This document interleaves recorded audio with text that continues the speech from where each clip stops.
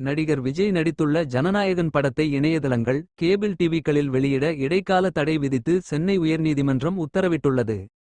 நடிகர் விஜய் நடித்துள்ள ஜனநாயகன் படம் பொங்கல் பண்டிகைக்கு வெளியாகும் என அறிவிக்கப்பட்டிருந்தது. ஆனால் படத்தில் ராணுவம் சார்ந்த விஷயங்கள் இடம்பெற்றுள்ளதாகவும் மத நல்லிணக்கத்துக்கு ஊறு விளைவிக்கும் வகையில் காட்சிகள் இடம்பெற்றுள்ளதாகவும் கூறி படத்தை மறு ஆய்வுக் குழுவுக்கு அனுப்பி சென்சார் போர்டு உத்தரவிட்டது.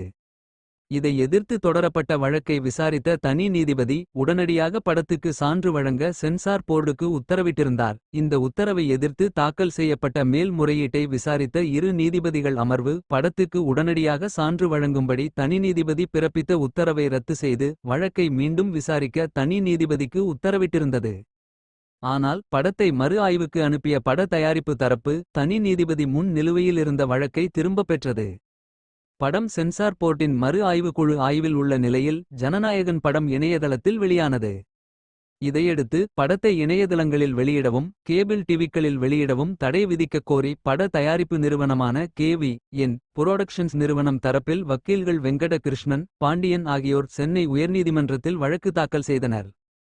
இந்த வழக்கு நீதிபதி செந்தில்குமார் ராமமூர்த்தி முன் விசாரணைக்கு வந்தபோது படத்துக்கு இன்னும் சென்சார் சான்றிதழ் வழங்கும் முன்பே படத்தை சட்டவிரோதமாக இணையதளத்தில் வெளியிட்டுள்ளதாக பட தயாரிப்பு நிறுவனம் தரப்பில் ஆஜரான வக்கீல் வெங்கட கிருஷ்ணன் வாதாடினார்.